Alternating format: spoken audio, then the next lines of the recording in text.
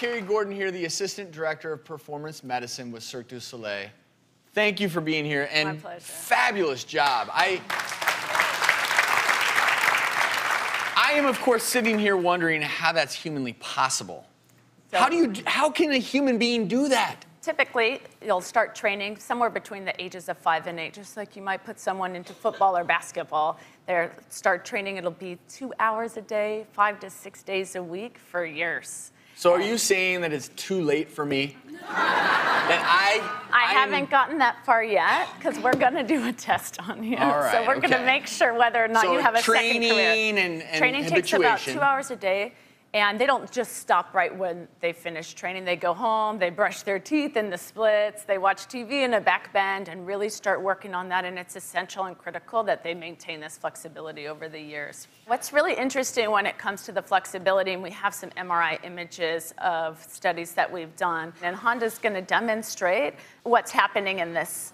So as you can see, the neck has an excessive amount of extension, and also in the low back and the lumbar spine it does, but very little in the thoracic. So it's very interesting when we do these studies to see where is that motion occurring. And what she's describing there is the thoracic area is the middle of the back. You see how straight that is versus the curl lower in that image.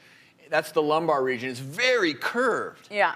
We also have some images of just standing spines with the non-contortionist, and next to what the images of the contortionist spine looks like.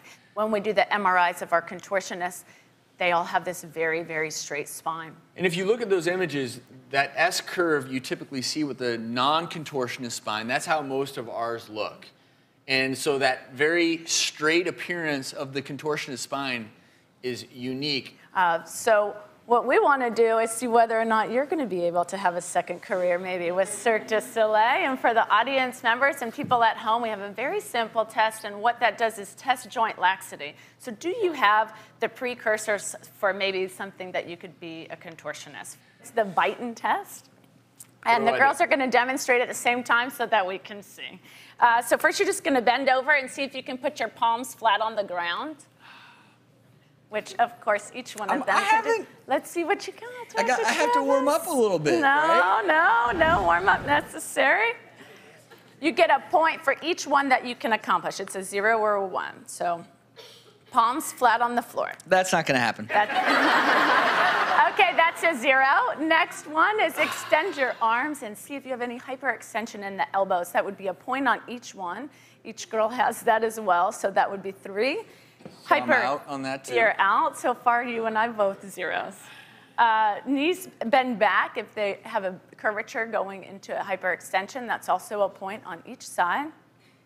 And I want to see if there's anyone in the audience now. If we can pull your thumb to your forearm, if you can touch it, this is a point. Flexion, wrist flexion. Yeah, that's not going to happen either. Bring that. And each girl can do that. So here's the takeaway. If you have that extra laxity there, clearly this test can figure that out. And if any of you can do all these moves, we're going to be taking some applications after the show.